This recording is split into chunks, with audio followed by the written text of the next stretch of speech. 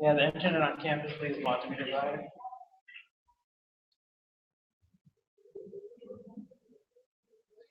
The internet on campus is only good on the rise. Still hasn't caught up where Dartmouth was. But it's still a lot better than the commercial alternatives around campus. Internet on campus is great. This campus is Oh, it was one of the best, like, I think we were on the conference too. oh, amazing.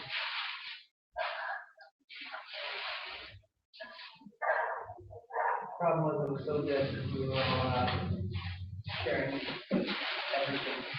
So it was fun to at like 2 gigs a second.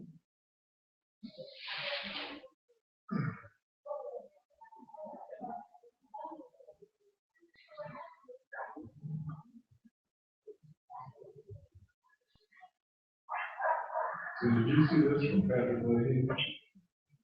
U.S. women's national soccer team, arguably the best in the world.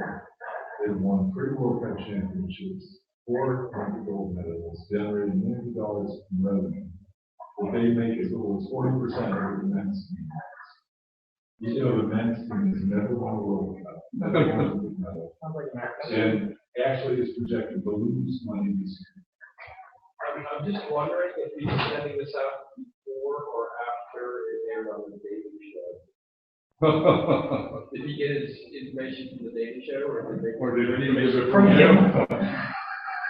I know where he gets his information on bacon, from my son Roger. That's right. When he gets up and says, I spoke to a sugar maker in Vermont this morning, and that's Roger. So, isn't he the president or chair of the Vermont Maple Sugar Association? Yeah. Very good. So I was in Poland last week, and I checked out the maple syrup section of their supermarket. And there's this Vermont syrup. Vermont syrup. And on the bottom says product of Canada. Very good. Very good. Vermont, Canada. So, yeah, they could sell Vermont. Vermont product of Canada. So the boys are just, hey, they're making your market for you. Yeah. You want the niche, right? You don't want to compete head to head with the collect of maple syrup from Canada. Yeah. And they're admitting that this is, you know, The top Vermont stuff. is, Vermont is the best stuff.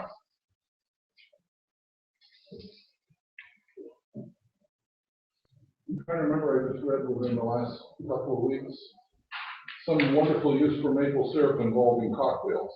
Oh, there's, you can come down. we got a performance lab. That was in the hospital. Are we all here? Is that already for? No. All right, Dave. We have Dave Cochran online here. Dave, I don't know. Can you hear us now? Hey, Dave. Yep. So we got audio on the phone, voice on the computer. All right, so I'd like to thank everybody for being here in person or in computer. And so I'd like to introduce Richard. He's going to give us his proposal for his doctoral work. And I think he's going to explain it all. I am. So if you look at that slide back in front of you, it is about twice as long as what You I'm. can take down the sign that says management, unless that's part of your pitch. No. That's part of your pitch.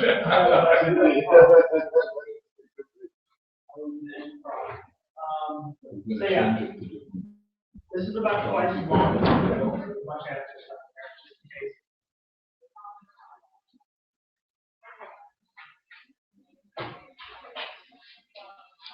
So, thanks all for coming. This is my PhD proposal, functional metrics in axiomatic design.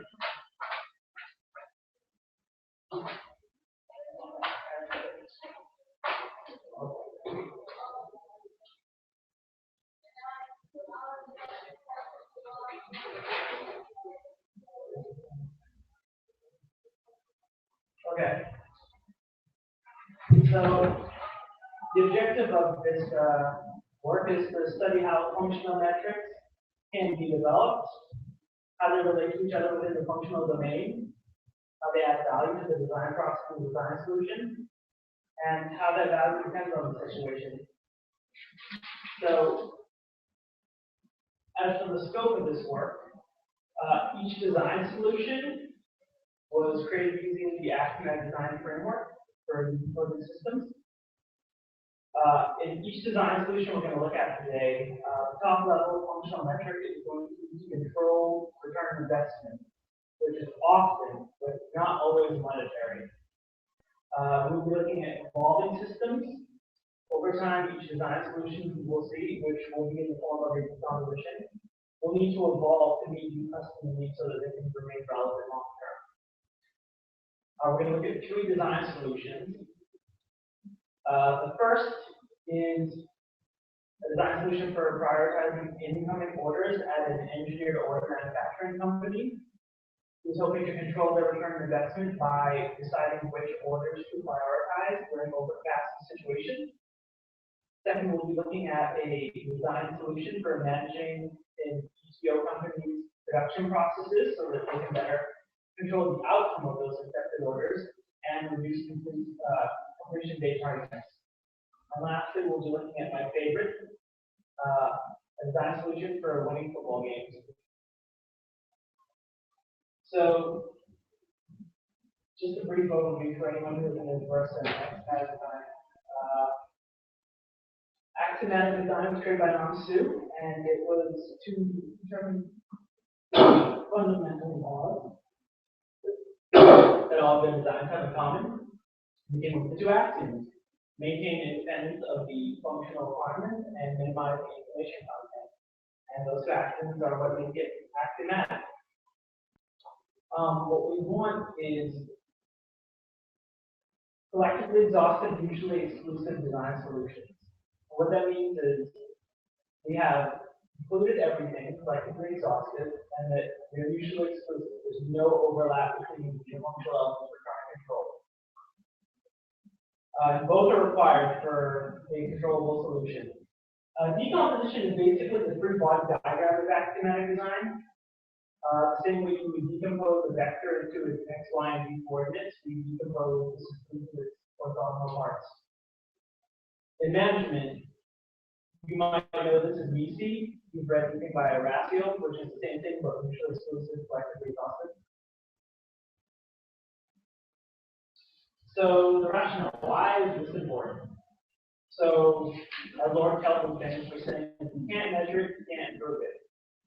So if improving something can be considered moving from one point in space to another more desirable point in space, you can't determine direction unless we know where we are in space currently.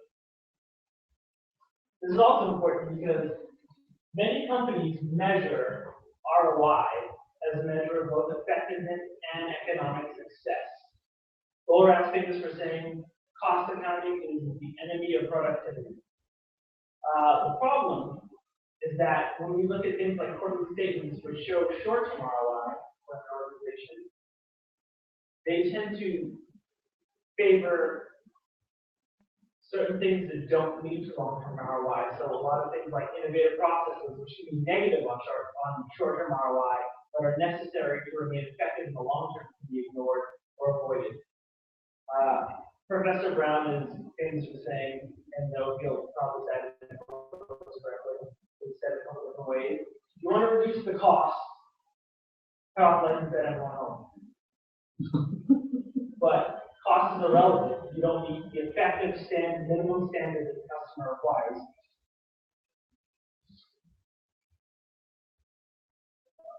This is also important for facilitating consensus. As we'll see when I go through the design solutions that I've done, the first iteration I show you my active verb and my decomposition of top level is manage orders. Well, that's fine. Manage can mean different things to different people. Managing for the CEO might be different from the shop floor manager. So having something quantitative can be good for facilitating consensus on what we're actually measuring for success. This is also important because It's good for tracing the root cause of underperformance.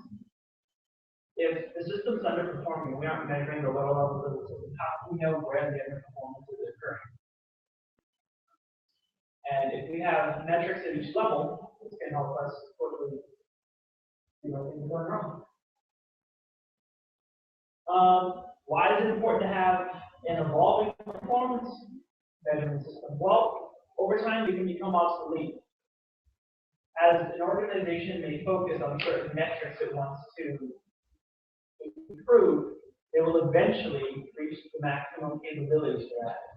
And so it's important that when we get to that point, we can adjust the system to manage, to improve what may now be something that isn't our max capabilities. And axiomatic design can add value in multiple ways. This can control, and this is an important part here, control effectiveness and return on investment. So if we look at something like, what I mean to say is, it's important to note right here that effectiveness and ROI are related. And in axiomatic design, this could be considered coupling, but it is not. This is a parent-child relationship. So you can't really control long-term ROI if you're not controlling the effectiveness of your process. This can also be good for facilitating designing CV solutions. Especially with users who are new to axiomatic design, it can be very difficult to decompose a system that's CV. For a user who is experienced at axiomatic design, aka myself, it is still very difficult to decompose a CV system without metrics, as I spent many years unsuccessfully doing it without metrics. Previous experienced users like Professor Brown and Professor Dixon in their paper suggest using a theme for decomposing for finding theme solutions. This expands on that, but in this situation we're using quantitative themes in contrast to possible qualitative themes. And this could be important because it could be a corollary in axiomatic design. Used for determining the number of necessary FRs at the next level based on the variables in an equation you generate for a metric. So, a quick look at the state of the art. You don't need to worry about all of this. The main thing I want to get across is that financial metrics have been used since the 12th century, but it wasn't until the 1980s with the competitive manufacturing environment that it became clear that measuring ROI alone was not enough. And after that point, we see many different performance measurement systems start popping up. The final which right there is mine.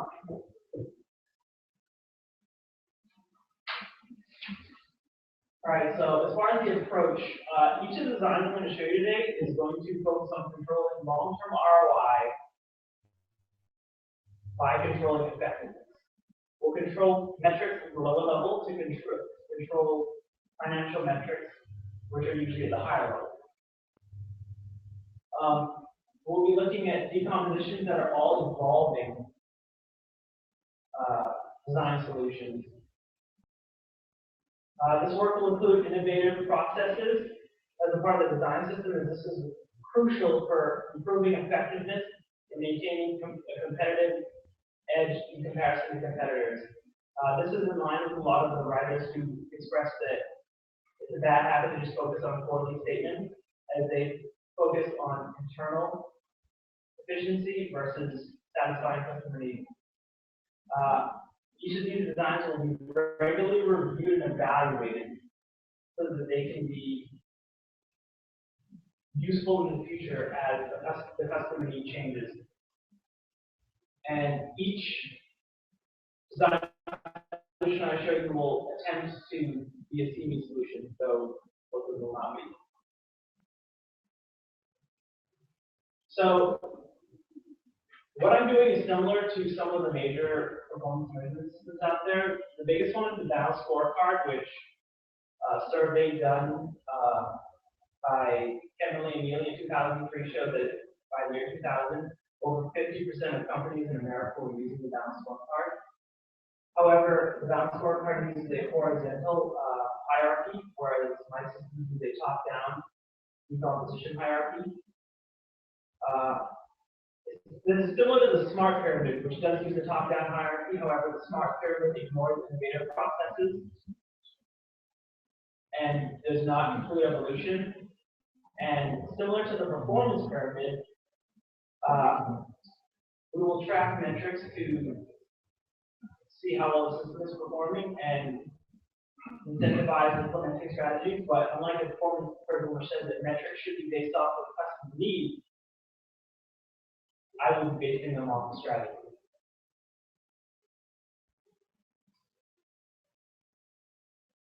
So there are some similar approaches in axiomatic design. The main one being Professor Su's ROI decomposition and Professor Cochran's manufacturing system design decomposition.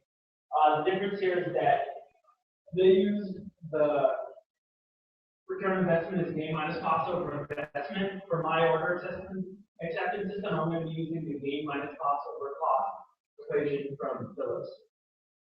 And this is because, as I'll explain, in the first system, we're just making order estimates. So it felt more right, I guess, to just use gain and cost instead of investment.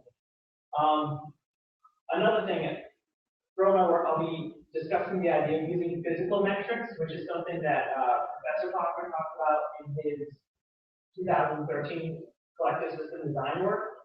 But unlike Cochran, for now, I'm just using a functional metric for each FR-DP pair versus a functional metric for an FR to physical metric for DP.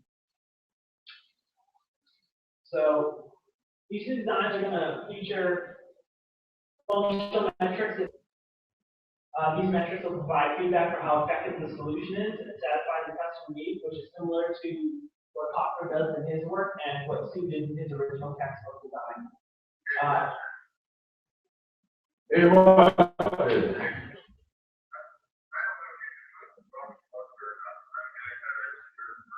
Okay, no problem. Hear me now? Is that good? Okay. Yeah, no problem. So this work is somewhat unlike a lot of the publications in recent ICAD journals, which aren't featuring metrics. The problem with not using metrics is similar to an open loop control system, where you adjust the DP to control an FR and you get some results, but without any gauge on how close or far you are from the desirable results. What I'm going to be using with functional metrics at every level will be similar to a closed loop control system, where we receive some feedback from the system and we make some adjustment until the actual performance we're getting is within the tolerance of the desired performance. This is similar to a lot of the work in control here. So, for my methods, there are two methods I'm going to be using to discuss first, part of the design solutions. First is how to decompose a top-level functional metric to the lowest level, any functional metric, down to a lower level, actually. And second is then determining whether or not the functional metric is actionable. Then I'm going to talk about the three solutions that I've designed and critiqued for controlling return on investment, and look at how functional metrics added value in those systems. So the first two design solutions are actually done with my proposal. And they're very similar. The only difference is the part of the organization which they take place where they use an exact identical design process. So I'll be describing them together. However, in the final work, they will have their own publications. Quick question on that. So when they're done, those are published? The first one's been published in last year's ICAD journal and was presented in Florence. The second, I have no idea where it's going to be published. And the third is being going to be published for ICAD 2016 in China this year. So those two are done. And that one's about a third done. While you're on the papers, your football section, Yeah, Why not something in a athletic journal? I mean, there are such things. there are. I recently went to a conference at MIT actually to present this, and I'm in talks with 3 football teams right now. Okay, well, that's I don't know. implementing is different than Yeah, writing it yeah, up, as and far as- I would encourage the implement. The sports, what I was gonna say, the sports journals I looked at, there seemed quite tough to get into. There were a lot of people trying to get a lot of publications into there. Football, especially, isn't really a big focus in sports journals. Baseball is the major consideration when it comes to metrics and analytics within sport. The other sports are years behind.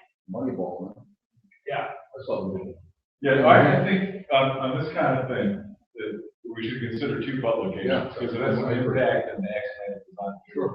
And then, but the same article won't work. No. Sports grad. I was thinking almost a trading kind of journal. Yeah, it could be, right. Yeah, I think it's a good idea.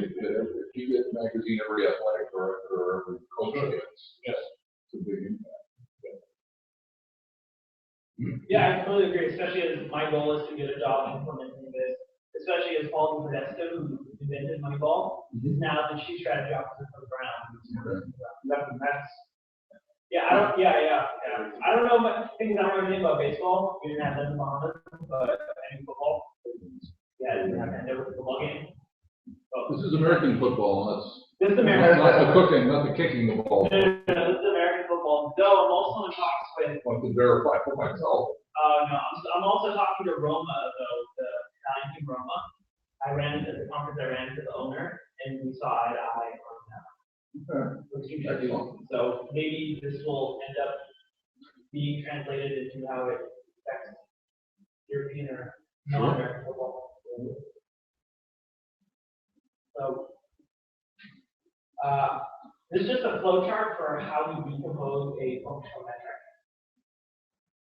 So the first thing we do is we determine a top level metric. Once we've done that, we need to determine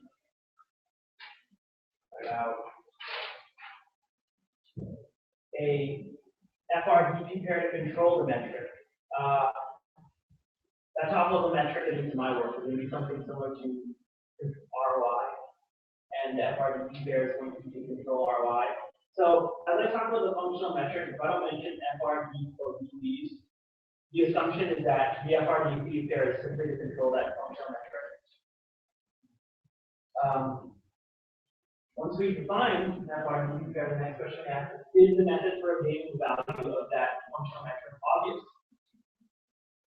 If it is, that's great, it's done, you go home. However, that is rarely the case, especially at the top level. So what we need to ask is, all right, we need to define a single domain equation for that functional metric. Each child functional metric is one of the variables within that equation. And once we have those variables, they each get assigned an FRDP pair to then control that. And then the cycle continues down and down until at the lowest level, the method for obtaining the value of each of those functional metrics is obvious. The next thing we need to talk about is, all right, we have a metric, but is it actionable?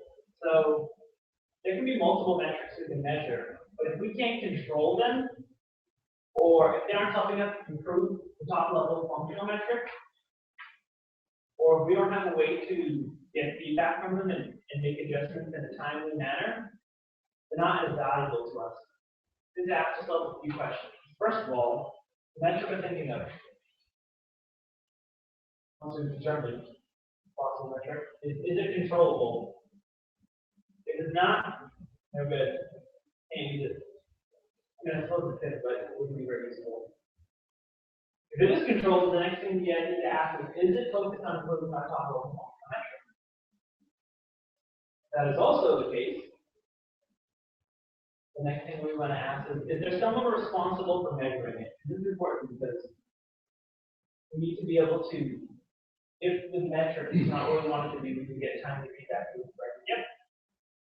What's the difference between the customer need and the functional metric? How do you get the functional metric functional? So once you have a customer need, the customer need, I don't necessarily, okay, so often in Axiomatic design, we create like customer needs into FRs and design parameters or constraints. For me, the top level, so this happened because we were working with a company that. Well, so I guess my question is, if I saw myself as the customer, my need might be to maximize ROI. Okay. And that's why I asked the question. Well, because often that isn't the way it gets expressed. Okay. As I want to maximize ROI, it might be I want to better manage our orders. So you're reducing the customer needs into something that's measurable. Exactly. And a lot of this stems from the fact that the customer doesn't always express what their top level goal is as their top level goal. I got it. So you're translating their expressed need into something you can measure. Yeah. I feel like I more often use the customer need instead of, because the FR tends to just to control the functional metric, the customer need tends to be used to as a constraint or for limiting the scope of the design parameter.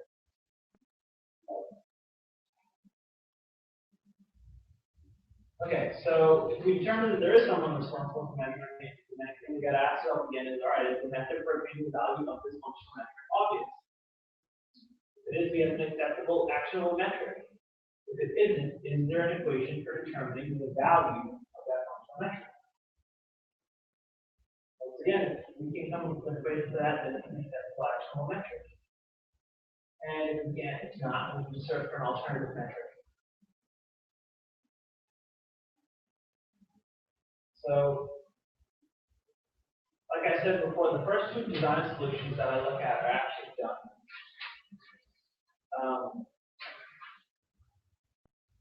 So the way this worked is, when we started this project, we weren't even thinking or talking about metrics at all. You might have been, I wasn't. Actually, you probably were, you mentioned me first. So the first iteration, there were 3 iterations that came out of this. When I say iterations, there are many iterations of decomposition, but I kind of focused on 3 main points where things changed on a major level where I could see progress. The first was when we didn't use metrics, which weren't great. And then I came upon Professor Cochran's paper where he had functional metrics, or I call them functional metrics, at the top level of his design, for decomposing ROI down to controlling revenue, cost, and investment. So I thought, all right, let me use that at the top level. And then finally, using functional metrics at every level. And this was still before I knew where I was going with this functional metrics thing. So this was the test hypothesis of the functional metrics. 2 hypotheses. Whether or not we could come up with, whether or not we should have meaningful functional metrics assigned to every FR, and if that can help facilitate the design of solutions, and whether or not parent functional metrics should equal the sum of their children the way we do with FRs and DP. Now, it's worth noting that when we say the sum of their children, that's just an expression that doesn't necessarily mean addition. Well, it might be better to start saying combined because we're going to be talking metrics and equations that could possibly become confusing, especially when you were using that kind of design. This is just, okay, so for the first, I'm just going to quickly summarize the 3 iterations I went through. I can go into more detail afterward if you want. So, what I learned from this one, there were a lot of failures before we used functional metrics. The first problem is we suffered from what Professor Cochran called requirement soup. And this can occur especially when you meet with a customer over multiple meetings over a long period of time. They come up with new ideas that they think should be added to the design, and you end up with a lot of customer needs. And those new customer needs, you're not sure where exactly they fit into the design that already exists, or which customer need is as important or more important than others. What was that called? Requirement? Requirement soup. Now that I look back with metrics, I can see how not using metrics or single domain equations really exacerbated this problem. Had they existed, it might have made it easier to determine where new customer needs might fit in the system and what other FR BP pairs it might have inadvertently influenced. Another issue with this is we use the verb manage orders. Control might be a better FR0, and that's what that is. All right, what are they really trying to measure? I think they're trying to control the return on investment. So I feel like they want to manage orders, but I don't think they're just managing orders to manage orders as well. They want some sort of return on investment from this. So maybe that's what we should be controlling. The other problem with this is it was really difficult to determine which CN should become customer needs or constraints should become constraints or FRs or DPs. And it made it very difficult to arrive at a CME solution, which I couldn't get all together. And even if I had by chance arrived at a CME solution, I had no way of determining whether or not I had. So the next iteration was using functional metrics at the top two levels. So, this is loading on my paper. So I used Professor Cochrane's top two levels of metrics to determine my top levels here, controlling ROI. But it became clear in my situation that controlling ROI wasn't enough. So we're taking incoming orders and creating estimates for what we think will happen. So it's not really an ROI, it's a potential ROI. Because that ROI we're expecting isn't guaranteed. So there needed to be, that potential ROI needed to be a combination of several other functions. So there's a possible ROI we're hoping to get. There's a probability of successfully meeting the customer need on time, which can affect that ROI. And then there's some value in how accurate we are about meeting our estimates for our resource requirements and how long we think it's going to take. So once again, because I didn't use metrics everywhere, it was easier to figure out where lower level FRDP pairs went because I was able to organize them by whether they affected gain or cost.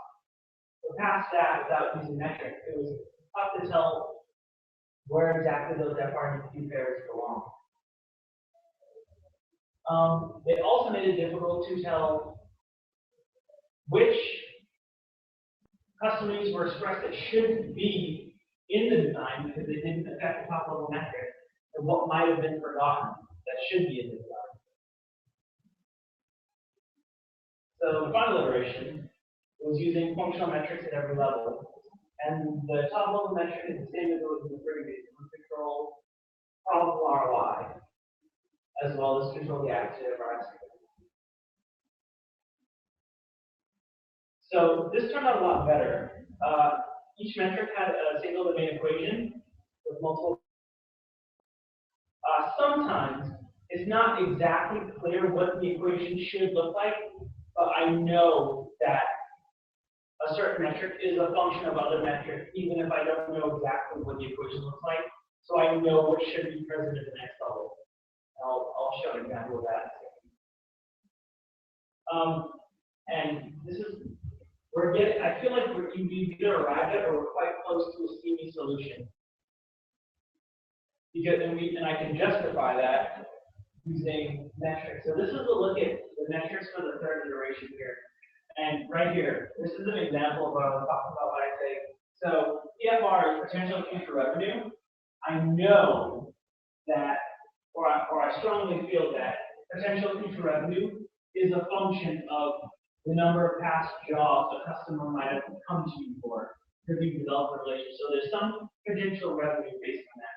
I don't know what the other metrics in there are exactly, or what that equation will look like, but I know it's a function of that, so I know that should be present at the next level.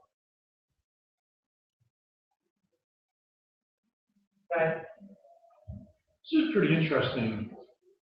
All the children are supposed to add up to the FR above. So I'm trying to add, so did you go through that effort?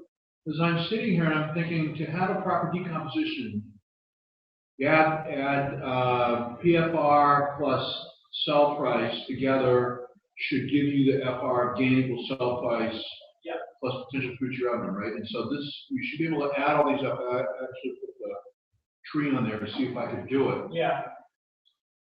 So I haven't finished looking at it, but I think this is a really fascinating way to look at ROI.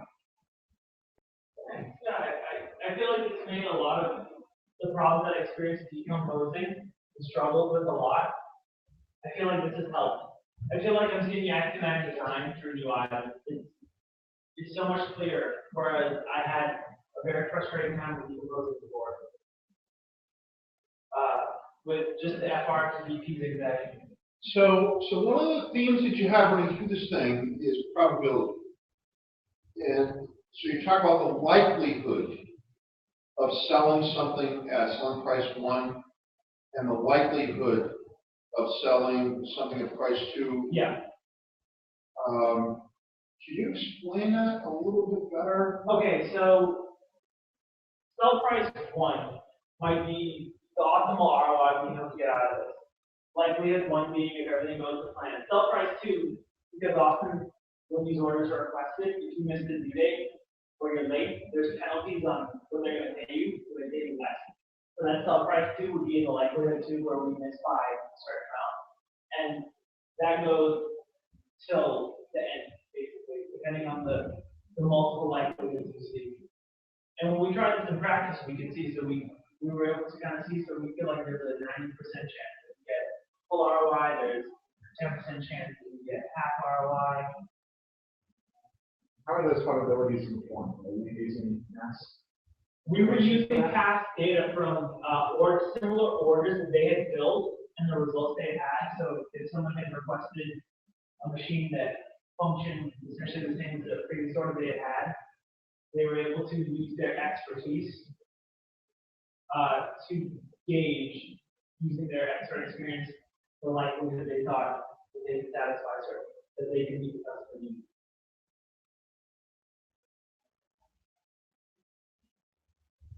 Were there any more questions on this one? I have 100. Okay, good.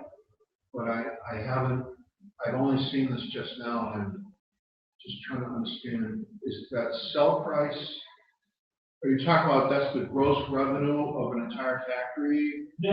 This is per order per machine that comes in. So how can I have different likelihoods of selling prices for one item that I sell? You're saying that I either deliver on time and I do that 50% of the time, 25% of the time I'm early, 25% of the time I'm late. If I add up all those probabilities, I end up with an expected value of what I can realize from my process. Is that what you said? Yeah. All of these custom builds. All these are custom built. All right, so But they use modules some use modules that have been created before. So the only comment that I would make, and Andy probably back me up on this, is that there's common language that exists now for how people describe those kind of events. And the way you portray it, that's not the way that you talk about it, right? So you have expected value, and so we can give you a textbook that shows you how this is set up. But I would just suggest that you change the language to match what the common terminology is to describe that. Okay. Okay. No, please, if you can point me toward that, I appreciate that. Did you want to ask any more on this one? I like this. I'm just trying to get my arms around it. Thanks, I like it. So I had a quick question. Oh, yeah. Gain minus cost over cost. How does that seems to scale versus the magnitude of the cost, right? You're scaling by the magnitude of the cost. Yes. So if you have a relatively small cost, you're going to see a greater, even if the difference between gain and cost is also be magnified. Which is if you have a very large cost, even larger difference between gain and cost will show up as well.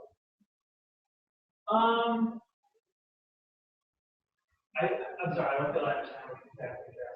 Well, if you're dividing to, let's say that the cost is small, Okay. so you're scaling gain minus cost. I'm saying that the relative difference between gain and cost needs to be not as it's magnified when you have a small cost. When you have a large cost, it gets disguised. For example, the same magnitude, gain minus cost is small. It's going to be you're going to see differences between a small cost and a large cost. It's going to be magnified in the small cost. Large cost will be Yeah, the denominator. but it's the same ROI. I mean, you're using ROI, so. Well, I didn't use investment, and maybe that was a mistake. Well, no, I didn't really thought through investment. So. I didn't use it because I was looking because gain minus cost over investment wasn't. So we're doing order estimates. There wasn't necessarily investment. They're putting an order estimate and they're sending it out. Yeah. So I found gain minus cost over cost in some accounting books that actually came from Phillips. And it seemed to fit better what I was doing and relative to the cost. Well, it is. So if you have a small cost, Yeah. Gain minus, for the same absolute difference between gain minus cost, Yeah. I mean, you're going to see that's going to magnify when you're dividing through the There's a denominator, yeah. Right. If you have a large cost, that same absolute difference on the top, as before, will be the ROI will go down, but you have the same difference between gain minus cost. I mean, it's probably just a metric, it's something in the metric that is an attribute of the metric. I was just curious if you had thought about it. No, I never thought of that. It actually might be slanting that ROI because that denominator is really small. Is there a better approach without using investment in a situation where I don't have investment? So yeah, and I don't have. I mean, this is the first time that I thought about this. So Yeah, no, the first time I don't have. that's good because that actually would really slant the ROI with a small cost. Did you read my dissertation? The whole thing? No. A, why not? B, did you look at the decomposition in detail that I had? I saw your decomposition I was present at your when you presented. That doesn't mean anything. You gotta go and you gotta read it. Okay. Because one of the things that I had issues with, and where my dissertation kind of, I wouldn't say broke down, but it kind of ended, right? I decomposed the system of running a university as a manufacturing system. And then I tried to put some metrics in there so that a school like WPI could figure out, I think it's getting better, things getting worse, right? Yeah. And then I also tried to bring in Axiom 2, which is when things really got kind of out of control because I really didn't understand how to describe what the metrics were of each one of the pieces that the university was trying to achieve. Yeah. And so if what you're trying to do is to have a generalized way to put, I don't know, actionable metrics on a decomp so that you can determine the likelihood of the output of the system, I think that's obviously worthy effort. But you should take a look at what I have in there because, based on the amount of time I had and everything, I got to the point where I couldn't work on it anymore. It was like months more to keep going on it. And it seems like you're picking up where I left off. But I thought that the critical, actionable part of any decomposition for like a real company, you had to have metrics and then you had to have the probability of successful fulfillment. Otherwise, it's just an academic exercise. Yeah. Right. And so this is, I just encourage you, I could speak with you about that. Oh, yeah, I love that. I told you what you did. I thought your PhD was brilliant. Yeah, I'm brilliant, right? I don't have a boat in the Bahamas, but I'd be confident. But it bothered me that I couldn't make a compelling argument to say, like the president of this university, and say, you need to change how you're running the university because here's what the outcomes can be if you run it as a system. Yep. Hello? Oh, he was talking about his dissertation and that I should look at what he's done. He tried to apply metrics to his PhD, which was in basically turning school into a manufacturing system, which to me, education is the most important factor of the country. So I thought what she did was phenomenal. I wanted to make a generalized system, okay, about it. Yeah, I think we should try to get through the slides and say some discussion. No, Yeah, for me, you're good. I love it. Good. I just want to make sure you don't have too much fun. This is a proposal. Either way, the conclusion from these iterations was by using functional metrics, this could improve academic as a whole because this allows to control effectiveness, control ROI, and also control efficiency of the decomposition process. And when I said I'm talking about reducing the number of iterations needed to provide a CV versus the two methods I know of, which is try until you get it, and what Professor Brown has also often said, how do we know when a decomposition is done? When everybody in the room agrees they can't think of everything and anything else. So, and also, this is an evolving, and the conclusion of this is, this evolving system and how this will work. I probably should have discussed it a little bit. So, this whole design has another design solution on top of it, which is basically taking the derivative of the different metrics over time.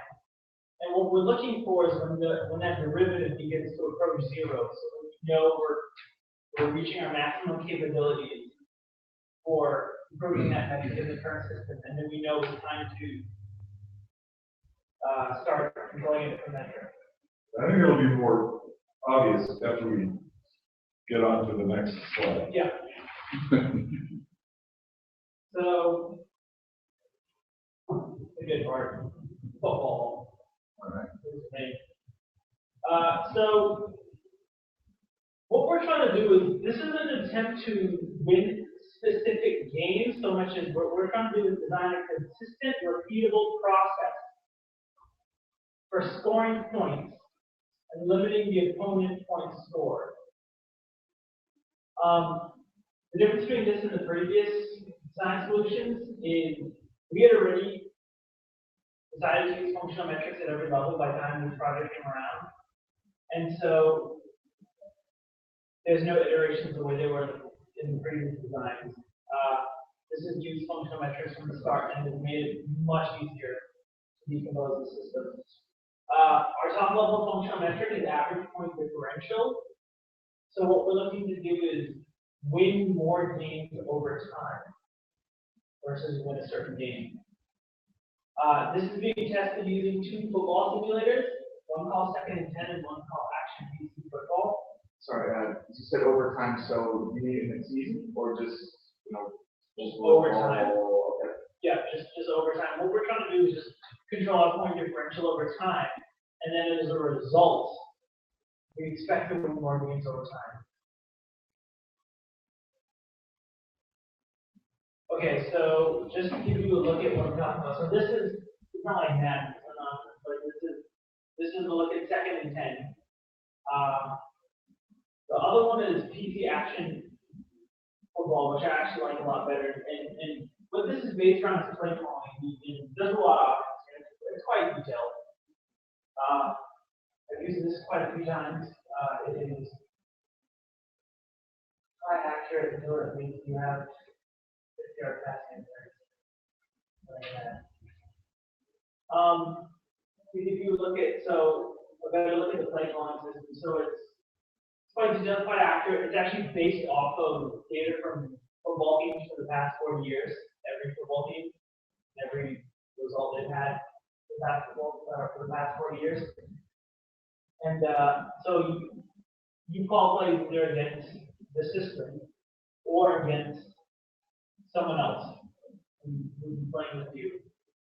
And then once you call your two plays, it runs like this and takes it step by step. It's how it happens.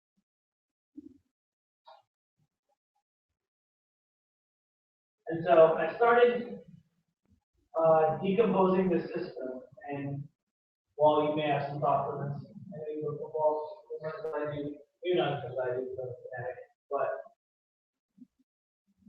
I can see some of the functions should be there.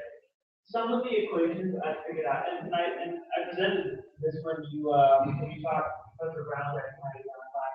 Some of these I can just see the function and what should be at the lower level, but I'm not exactly sure how the equation looks at the next level. But some of the other observations we made off of this is what we're trying to do is what we want to do is control to improve our average point differential. We want to control the number of points scored per value position, and then control the number of value positions. When I say value possession, what I mean is the value position is the possession that ends in a score or a point. So a turnover would not be a value possession. So some of the other observations made off of this is we only need 10-yard increments every 4 plays. And that we want to increase the number of value possessions. And what this tells us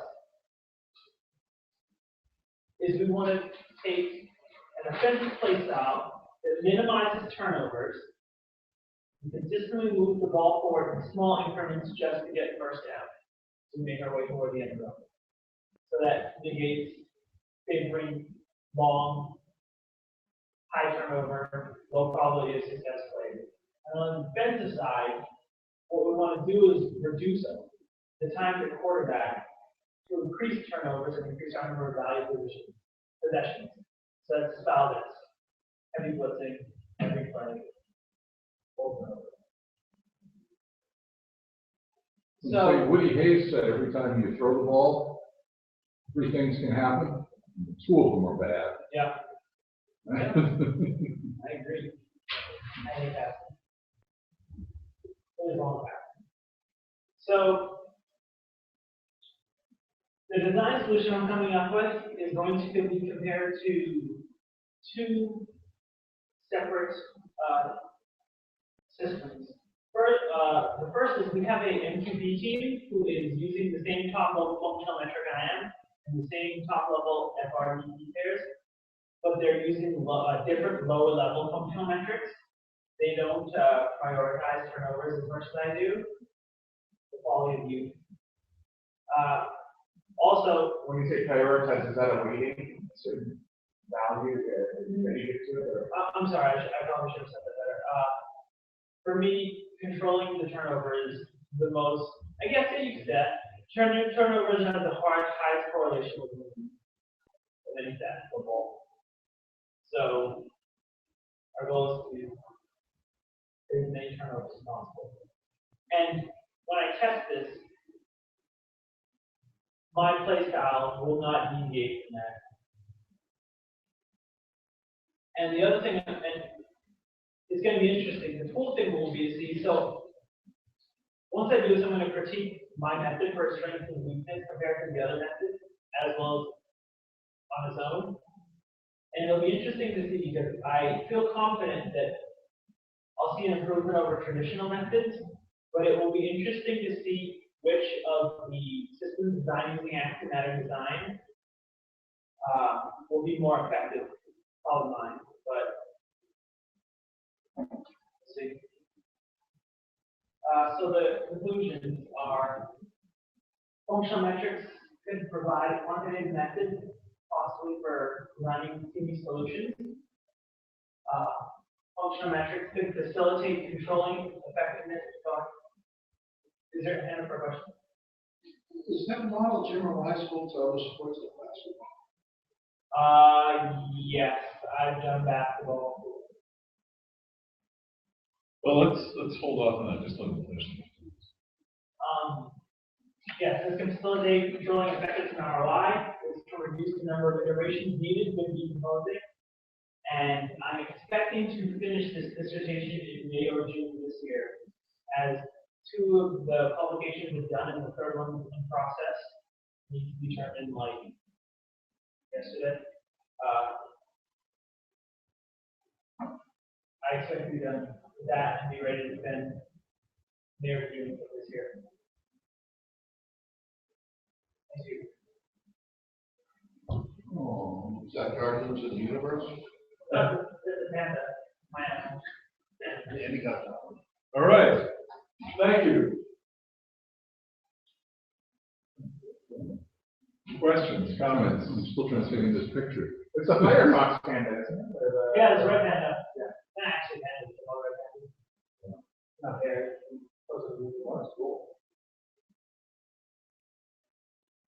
I have a giant panda on my one phone, so I figured I could use them. Well, I'll start with, as you would expect, football questions. Go nuts. No, the approach in baseball seemed to me to be focusing on the attributes of the players you wanted to hire.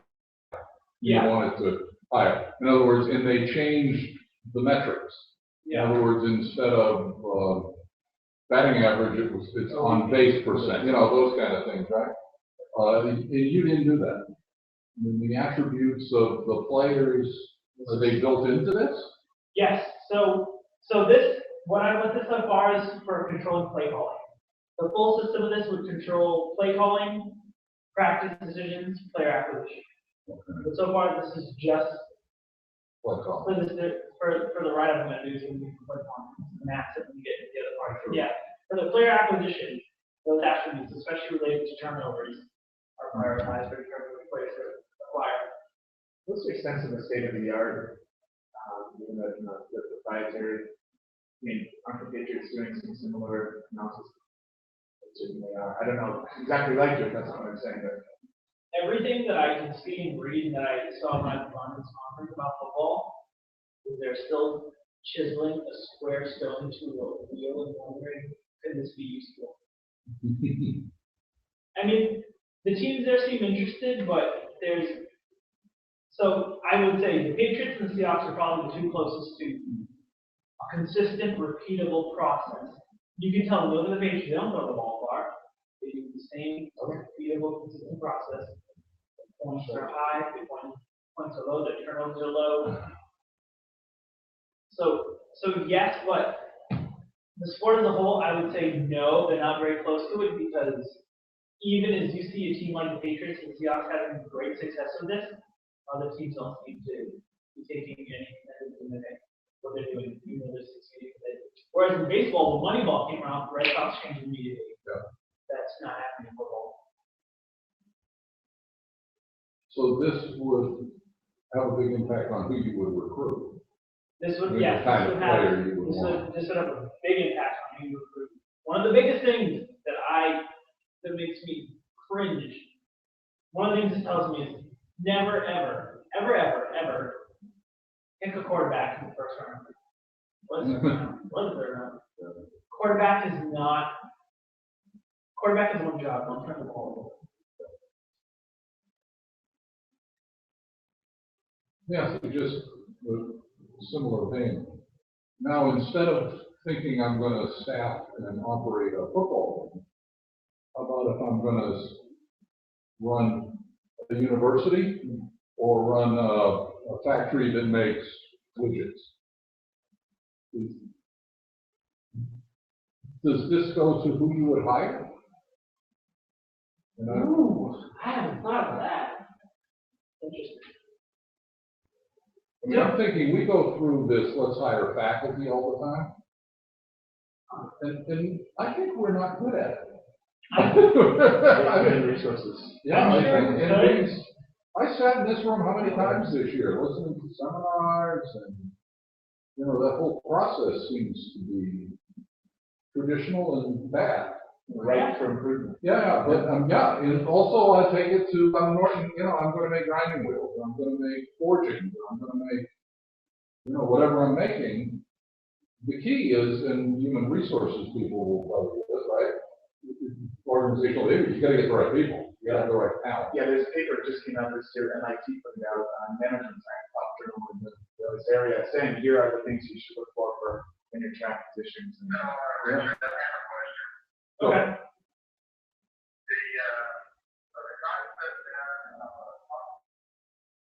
Okay.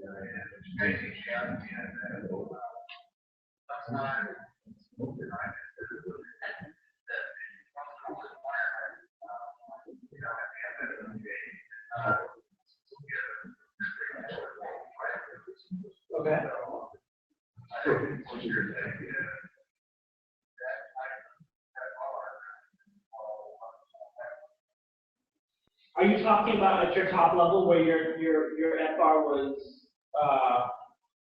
increased revenue? Yeah. Can you repeat the question for us? I'm sorry. Go ahead and repeat the question, please. Yeah, are you, can, because we're not hearing that very well. See, you're saying that your top level of R should have been FMs, if I'm understanding you?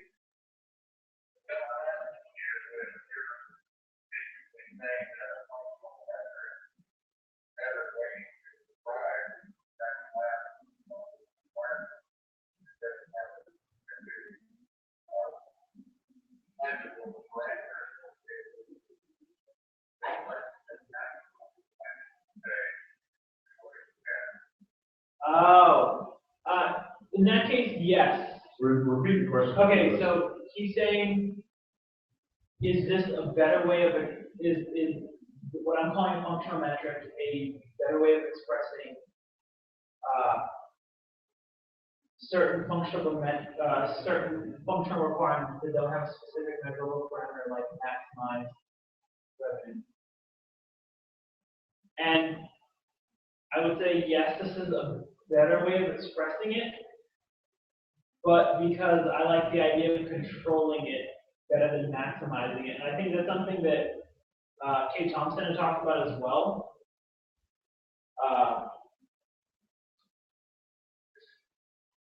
Which was a paper that I also took to heart a bit, and I think that I don't think that the FM is necessarily a better way of restating the FR. I think the FM is just a measurable for what the customer or the user is going to measure to see how successful the system is. And then the FRDPs are just for controlling that measurable. Am I answering your question?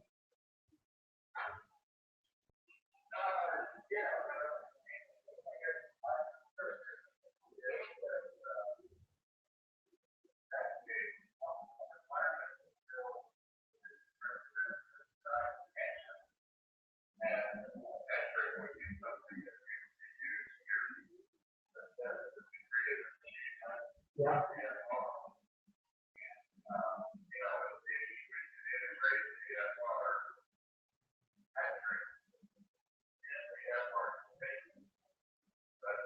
Okay.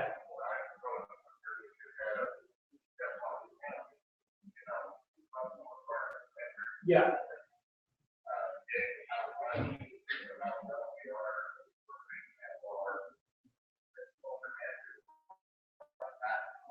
Oh, I see. Okay.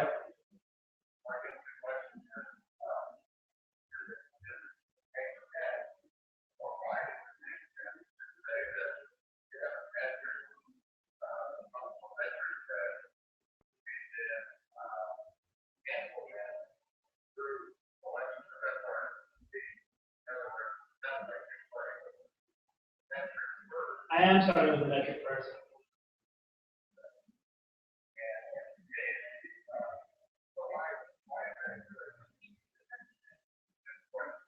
I think it's good because, and this may be biased, but because struggling with translating customer needs to FRs and then determining metrics to measure for them was not working out. Whereas if I knew what the customer was going to measure at the end of the day, I could decompose that down and see what I needed to control to then control the top level metric that he's going to measure to gauge whether or not the system was successful or not.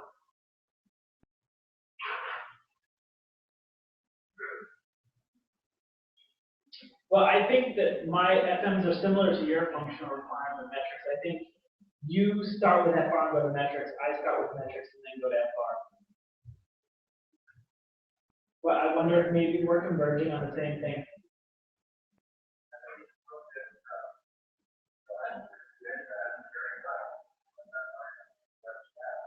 Okay. All right. You're saying that I need to be able to define that rationale. Was what I just stated, was not a reasonable explanation for why I do it? Okay.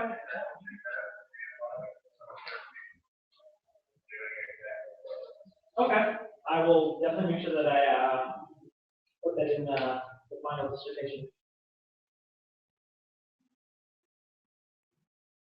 I have kind of throughout the works that you've done, you are arguing. You want me to go back to these slides, by the way? No, no, it's okay. I made some notes. So iteration 3, you came to doing functional metrics at every level. And have you thought about the cost of what that would involve, not just monetary, but overall, in terms of measuring at every level the process? Sure, more information is better, but at what cost? Not just dollar-wise, but effort and other. No, absolutely. Kaplan talks about information. That was one of the reasons why, in the second iteration, I used top-level metrics. He speaks of, especially as organizations have multiple consultants and we end up with a million metrics that they're measuring. But by using this decomposition from the top-down hierarchy, I think we're starting with one metric and we're figuring out only the necessary metrics that we really should be controlling to want to control that top-level metric. So I think if we were to not control all the metrics that combine equal that top-level metric, we wouldn't be fully controlling that metric. So, is there effort to it? Yes. I don't think that it's unnecessary effort, because I think if our goal is to control that top-level metric, we're obliged to control the lower-level metrics. Did I answer your question? Yeah, very well.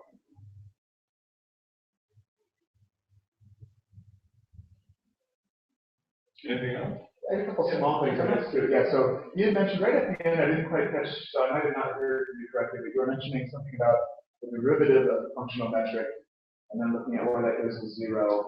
Oh. So in the literature, and this came up a few times, and you might have seen in the proposal, I talk about the performance paradox model, where as a company, all right, so we're going to focus on a certain metric. We're going to reduce costs. If the goal is to reduce costs in our organization, our focus is to reduce costs, we're going to start reducing costs. And eventually, we're going to reduce costs as much as possible. It's going to be a point at which we maximize our capability for reducing costs. That might be that one. Why don't you do the football one? Okay, so if our goal is if one of our metrics is to increase the points we score, eventually it's gonna level off at some point. We can't score infinite points. So at that point, the derivative for that function over time is now 0, because we maximize the capability of scoring points, right?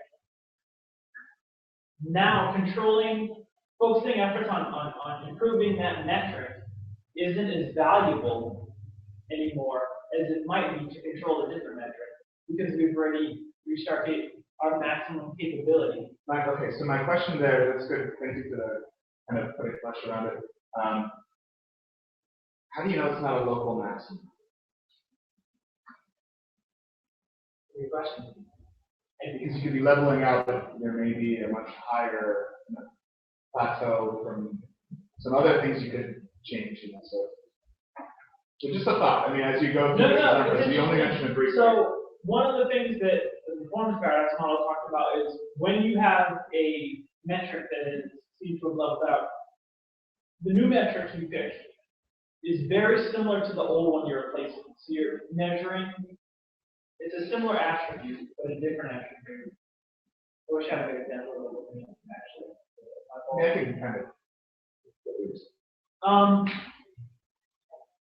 I suppose I don't know. I don't know how I would know that wasn't a local maximum, as it could be, or it could be just leveled out for a short period of time. Well, a related way to think about that, industrial engineering, doing process improvement, there's the concept of focusing on local efficiencies versus global efficiencies. Okay.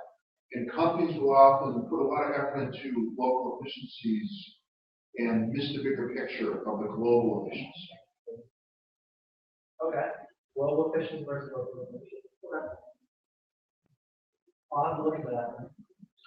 I learned that over at Prime Metals, Alberto Ortega is the lean process down there. He's an IE. He introduced that to some of the MPPs and telling the students that you can optimize something locally and make it incredibly efficient and have no impact on the whole operation. So you need to be careful that you don't miss the bigger picture for the little ones.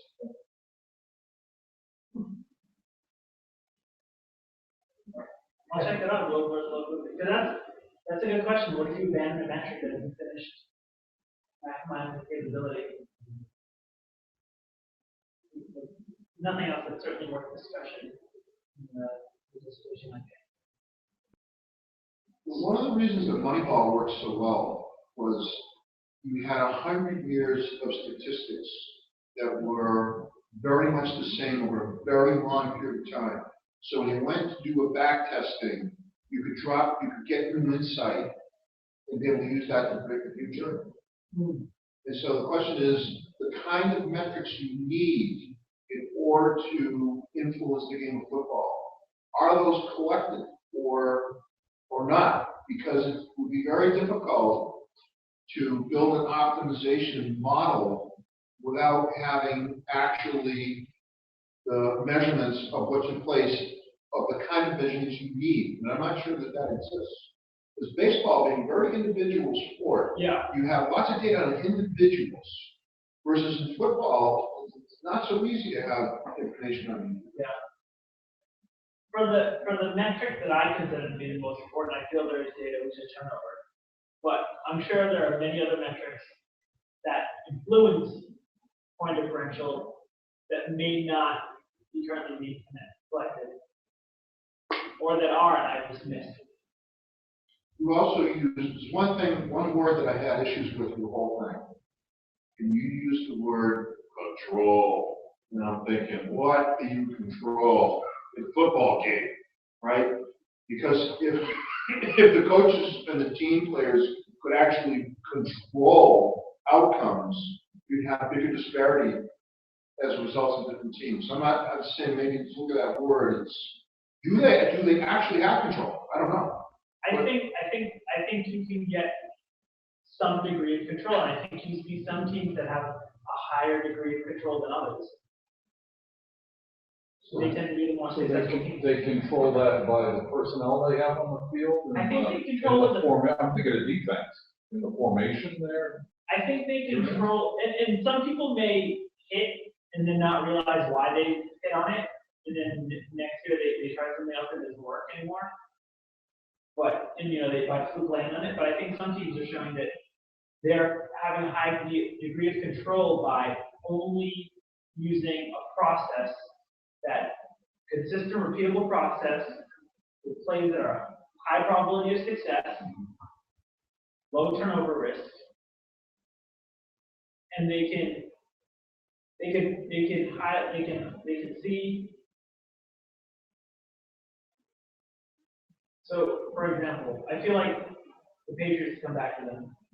They have a high level of control. They're only choosing choices that have a high probability of success to get them down to the field and put up points. And so they have a higher degree of control on their points scored and their opponent's points scored than other teams do. And I think that there's a level, you may not have full control, but I think there are degrees of control you could reach by controlling the process and personnel. It's more like influence control.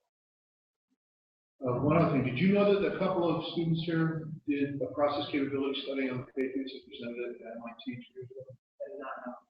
That's around. They show that the Patriots, if you looked at this from a process capability point of view, the Patriots have the highest degree of process capability of any team in the NFL over a long period of time.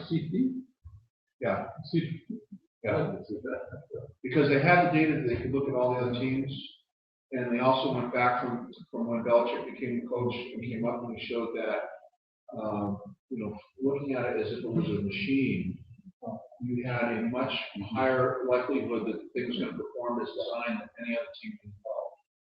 And that paper's around. I think a part of that is the process and the personnel, because I think he's built a team that is not focused around asking too much of the quarterback. It's focused around, and very secretly, for the past decade plus, having the best offensive and defensive line of football, minimize turnovers, make choices that minimize turnovers, maximize opponent turnovers. So the point differential goes up. And they just win more games over time. Oh, championship football is actually boring, right? Because it's just consistent little games. Yeah. It's not reliance on the outlier. The outliers are exciting, but that's not what gets you to win the Super Bowl. Yeah, I'm not a fan of the outlier. I want a consistent review of the process. You don't like Flutie doing the drop kick? I don't think anyone should be passing the ball past. I don't like him in Dancing with the Stars either. You made a career out of one outline. I know, that's right. He did. Well, the two outliers, the Hail Mary to NBC, and the drop kick on the Patriots when he came back to the CFL. The NFL is a family that once you get into, you're in. All right, so are there any more questions on anything besides the paper? All right, this is, just quickly, this isn't the focus of your work. But when I listen to this, I think, how should this affect the personnel? You know, I mean, who do I recruit? What are the characteristics I'm looking for? I was saying before, hiring faculty, I always think I ought to hire the smartest person. And that may not be what we're looking for at all. And students. Yeah. We recruit for students, not just undergraduate and graduate. I feel like you could definitely come up with the metrics to look at for personnel. I have not done that yet, but I'm confident it exists. Unless we're going to hire a department head or administrator, and everyone wants something to manipulate through. That's right, yeah. Well, Rick, I'm a perfect example of that. I never would have survived the fact that me personally, I would never have gotten through it. you are wonderful, wonderful. All right, Okay, thank you. so, we're done. We're happy with the proposal. To go forward to a defense. I'll only be happy if he reads my entire dissertation. Yeah, just for Professor Cochran, this, I don't know if you can hear me. Yeah, Professor, Okay. Professor is speaking. Rich, please. Yeah, the way we do this here is the point of the proposal is to get the committee on board that this is the direction we're going, and, you know, if you do this, then you will finish sometime in the future. It's not, you know, like a test. And so this is a speak now or almost forever hold your peace if you think there's something really missing. If you say, you know, what you really ought to look at is. Yeah. So, I guess I had one more small thing. Yeah. You had mentioned, I think you had mentioned that customers not really involved with the ROI. In the report, and a little bit here, I just wonder your thoughts. What I want me to say is, I feel like the customer, for example, if they're a decision maker in a company, they may be measuring the ROI because they have something about them who wants to measure the ROI, they're measuring the ROI. But when the customer expresses their need, they don't necessarily say, I want a system that helps us improve ROI. It comes out as, I want a system that can match Jordan, we want to be able to predict what's incoming. So, Oh, no, I thought the customer meaning like the ones placing the order, the ones that are placing the order. That's not how I understood customer. Placing the orders that are coming into the okay, so when I talk about my customer, I'm talking about the user of the system that I'm designing. Yeah, I'm sorry, maybe I didn't explain that. No, that was probably a misunderstanding. No, I certainly should have mentioned that, and I know I didn't. Yeah, that's a good point. That's usually what we're thinking of, when the customer of the product. The customer of Design solution. Yeah, good. And I guess with that, I know this is not the dissertation, but I would suggest to have something, I'm not an axiomatic design person, so I understand some of the basics going on there, but it would help to have some kind of small intro as far as what AD is, what FR is, there's something. ABC, DP, FR, FM, TM, and so on. And I understand on one split of time, but we need to. I'll make sure I include for the next time we do this. I will make sure I have an intro ready for the basic vacuum designer. I can send it to a day or two before doing it. Oh, it's okay. It's just it's when I read it, it's assuming that one understands that. Yeah. So like Axiom 1 was presented in the time, but Axiom 2 is not. So, I mentioned that Axiom 2 was. Oh, I see. But here, just small notes. Those aren't big. Maybe a glossary when you're using a lot of acronyms. I think there is a glossary in the slides. In the slides, there is. Okay. Oh, you mean, yeah. Okay. I'll include the glossary in the final. Another thing to include is that timeline. That was a nice. Yeah. Okay. Okay. Yeah. I'll put it in. Is there anything else you all would like to see in the final? Okay. All right, well, thank you, everybody. Thank you, Dave.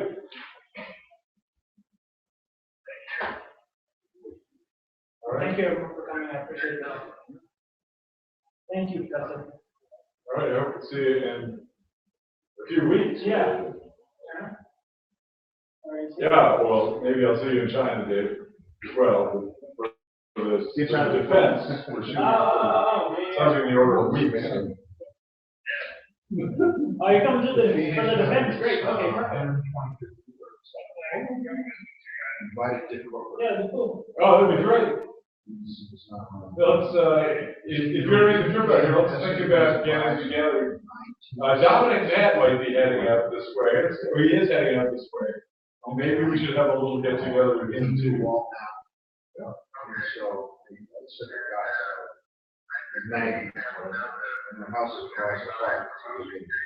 be happy to. Yeah, no problem. Thanks for checking. Yeah, I'd be glad to.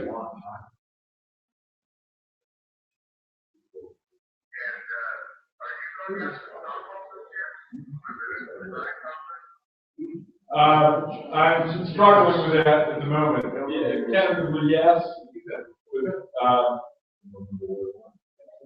Not sure. Are you?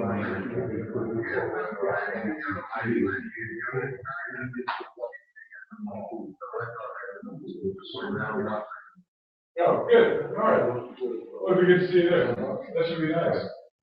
I'll make it special.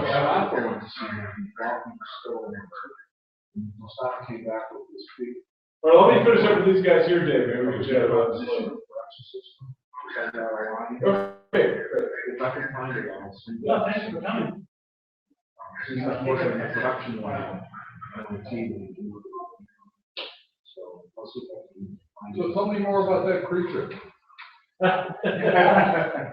Yeah, pandas are kind of my thing. My stage name is Panda, so I have a love for pandas now. Anytime anyone finds a new panda, they post it on my Facebook. Okay. That's a special kind of panda, or that's a regular panda? No, I've it's never actually seen called one. a red panda. It's actually not a bear at all. It's not a bear at all.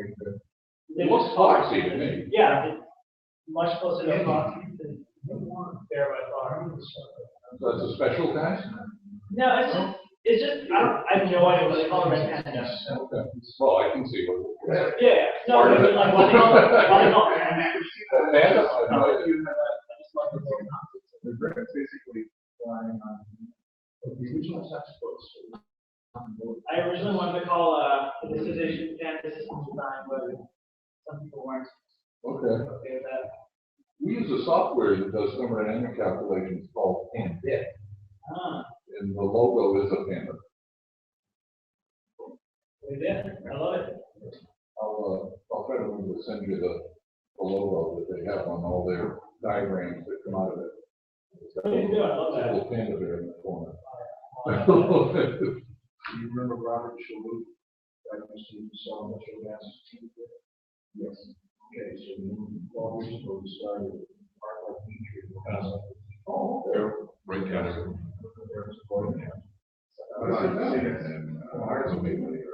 Good job. Yeah, I think we're taking Grant money can go. So right down, right down. John Kim, who just graduated from MBA, can you tell us, I told him we were